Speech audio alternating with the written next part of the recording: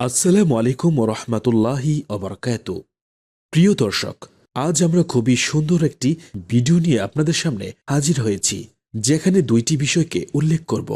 প্রথমত, 1 নম্বর, একটি বাক্য যেটি পাঠ না করলে আপনার কোনো আমলই কবুল হবে না। দ্বিতীয়ত, এশার নামাজের পর বিশেষ একটি দোয়া, যেটির উসিলায় আল্লাহ তাআলা আপনার মনের আশা পূরণ করে দিবেন ইনশা আল্লাহ। তো চলুন জেনে নেই। মহান আল্লাহ তাআলা তার শেষ নবী হযরত মুহাম্মদ সাল্লাল্লাহু আলাইহি সাল্লামের উম্মত হিসেবে আমাদেরকে এই পৃথিবীতে পাঠিয়েছেন।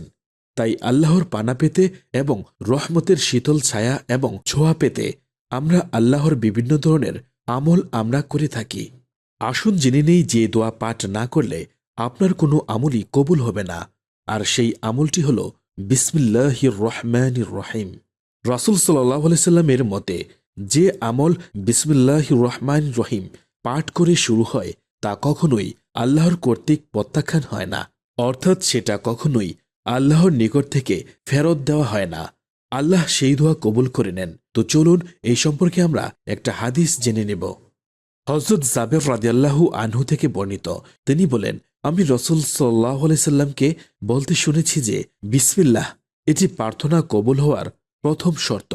কোনো ব্যক্তি যখন নিজ বাড়িতে প্রবেশের সময় ও আহারের সময় আল্লাহকে স্মরণ করে, অর্থাৎ বিসমিল্লাহির রহমানির রহিম বলে, তখন শয়তান তার অনুচরদেরকে বলে, আজ না তোমরা এই ঘরে রাত্রি যাপন করতে পারবে, আর না তোমরা খাবার খেতে পারবে।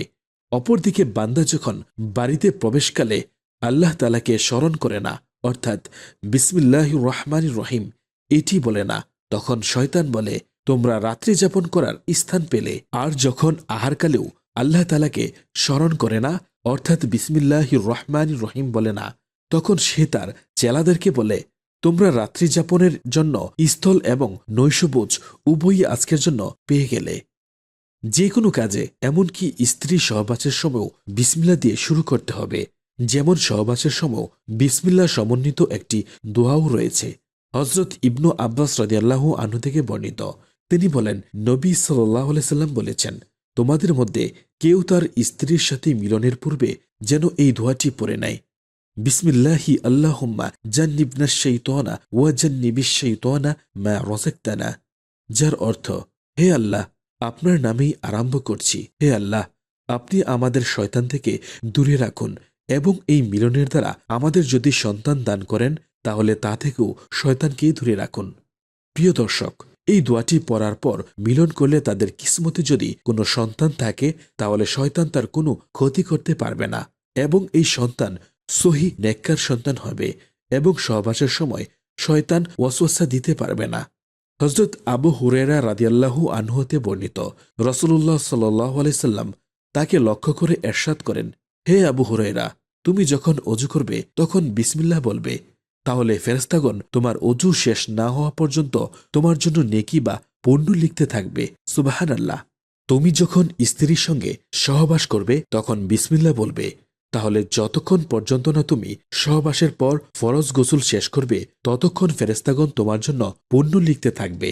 এবং সেই সহবাসে যদি তোমার কোনো সন্তান লাভ হয় তবে সেই সন্তানের নিঃশ্বাস এবং তার যদি বংশধারা চালু থাকে তবে যতকাল তা চালু থাকবে ততকাল পর্যন্ত তাদের সবার নিঃশ্বাসের সংখ্যা পরিমাণ নেকি বা পুণ্য তোমার আমলনামায় লেখা হতে থাকবে।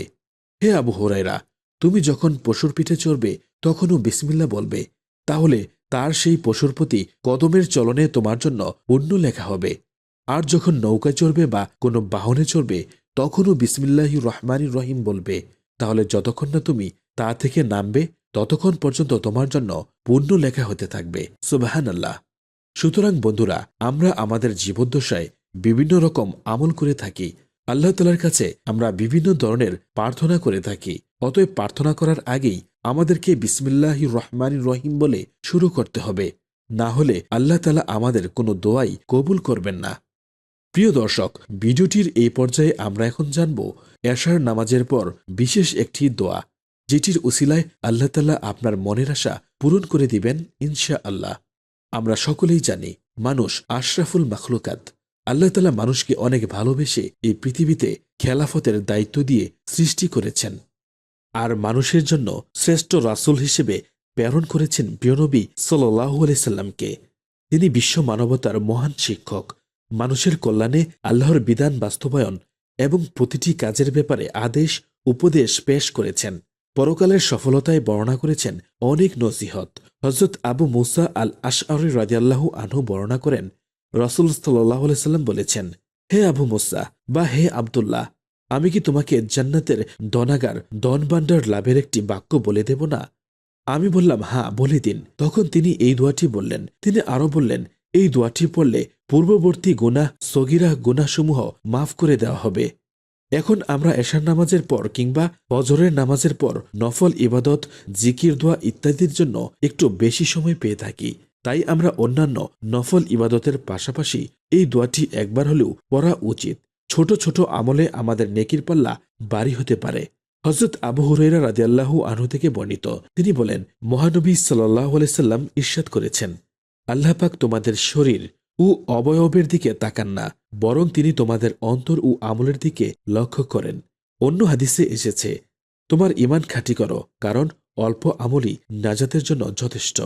তবে হ্যাঁ, সময় যদি আপনি একটু বেশি পেয়ে থাকেন বা আপনার অবসর সময়ে আপনি নফল ইবাদতের পরিমাণ বাড়াতে পারেন।